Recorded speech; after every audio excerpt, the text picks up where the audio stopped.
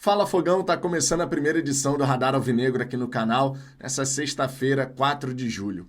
Mercado de transferências em via de abrir. Claro, o Botafogo já está de olho nas possíveis contratações.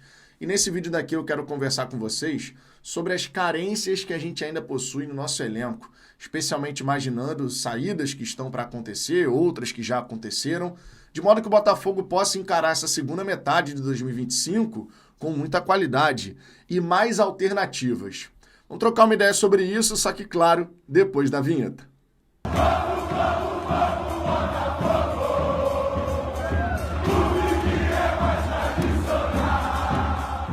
Vamos lá, Fogão, para começo de conversa, uma ótima sexta-feira para você. Peço por gentileza que você deixe o seu like. O YouTube funciona assim, deixando o like, o conteúdo é melhor distribuído. E depois de deixar o like, se aparecer o botão hypar, clica nele também porque fortalece demais. Além disso, inscreva-se, clique no sininho para ativar as notificações. Você vai ficar por dentro de todas as novidades publicadas por aqui, todos os vídeos, todas as lives, sempre muito bem atualizado sobre o Glorioso e ainda vai nos ajudar a alcançar a marca dos 61 mil inscritos. Estamos caminhando nessa direção. Os 70 mil ainda nessa temporada vai ser uma realidade, tenho certeza disso. Dito isso, vamos em frente. Fogão, eu quero começar esse vídeo aqui mostrando para você justamente o nosso mapinha aqui, né, com o elenco do Botafogo.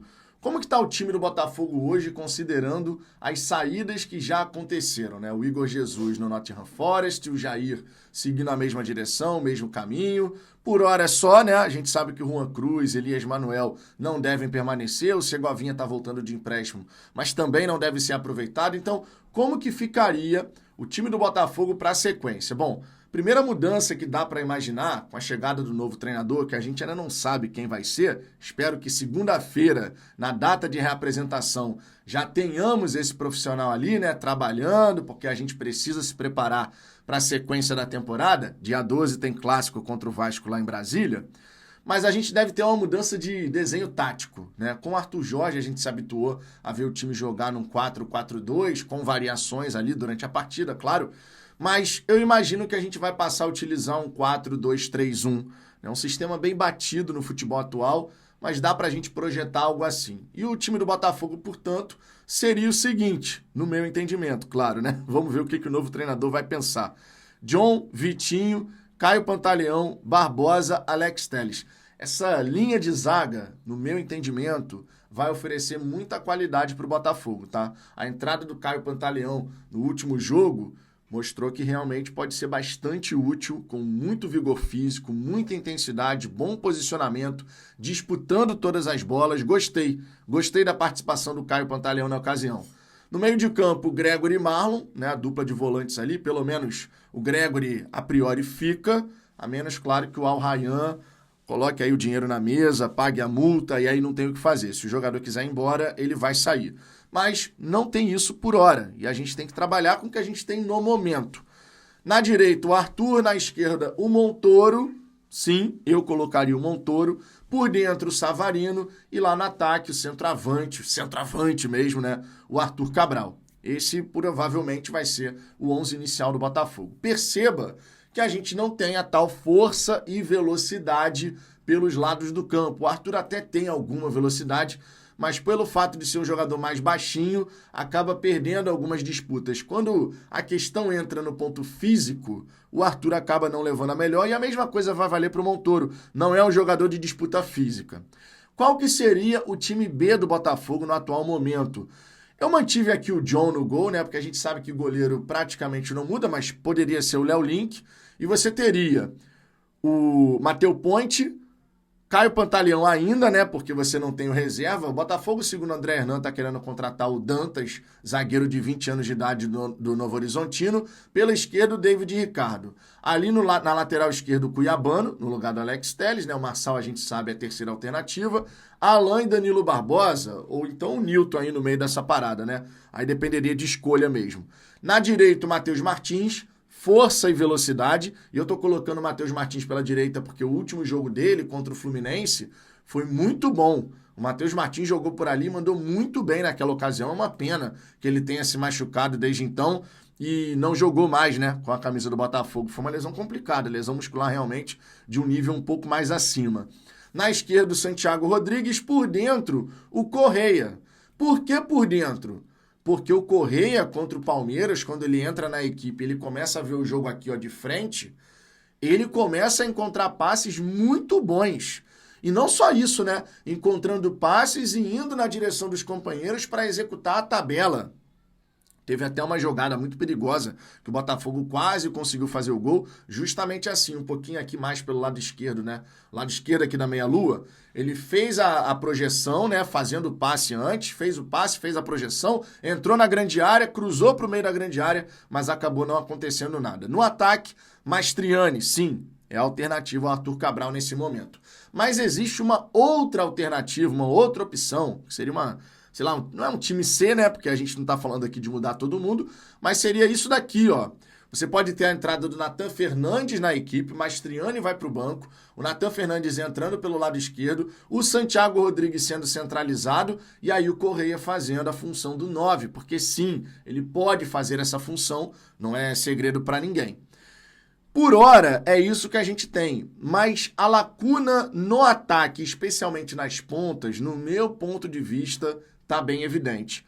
A gente precisa de força e velocidade pelos lados do campo, precisa de pelo menos mais uma alternativa, o ideal, na minha opinião, seriam 2 alternativas por ali, e claro, um centroavante, de repente um jogador com características do Igor Jesus, seria ótimo se a gente encontrasse um outro jogador com essas características, porque...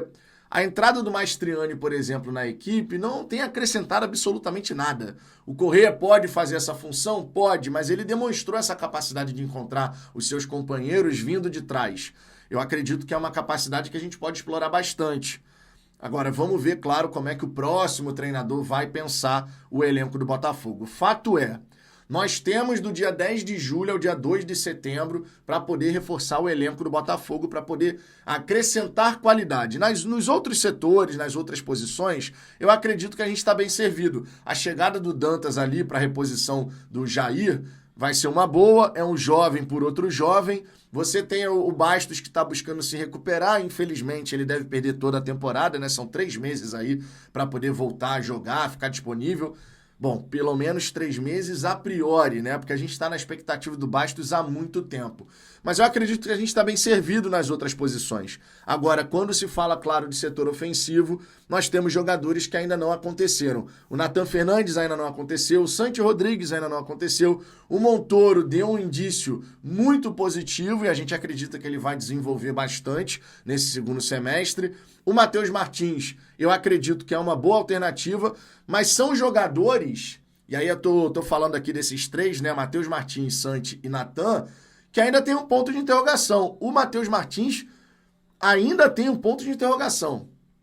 Não dá pra gente tratar de outra forma. Existe sim essa dúvida. Ele vai deslanchar, não vai deslanchar? Como é que ele vai voltar depois da lesão? Então são vários os questionamentos.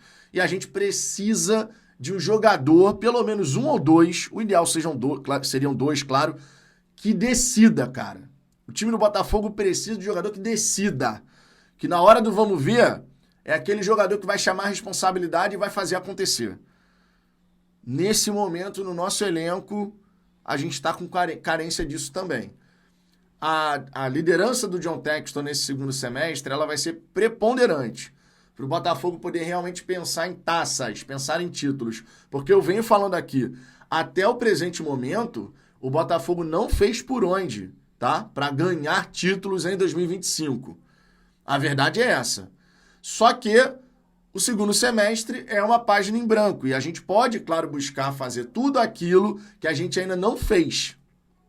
Então tem que aproveitar essa janela de transferências, tem que trazer jogadores que decidam, não é só trazer aposta, jogador que realmente possa chegar para decidir com muita qualidade e tem que escolher um treinador muito competente e de prateleira acima do Renato Paiva, para justificar, claro, 100% a demissão. Se for para trazer um 6 por meia dúzia, é o que eu venho falando. 6 por meia dúzia pode caracterizar uma grande perda de tempo, porque aí o treinador vai ter que se adaptar, se ambientar, conhecer seus jogadores, testar isso, testar aquilo, e a gente não tem tempo a perder. Se tem uma coisa que o Botafogo definitivamente não tem mais para desperdiçar em 2025, é tempo. Então a gente espera, claro, que nesses próximos dias tenhamos a novidade do treinador e quando começar aí a janela, né, já aberta, que o Botafogo realmente faça a boa. E olha, fazer a boa em julho. A janela vai até dia 2 de setembro.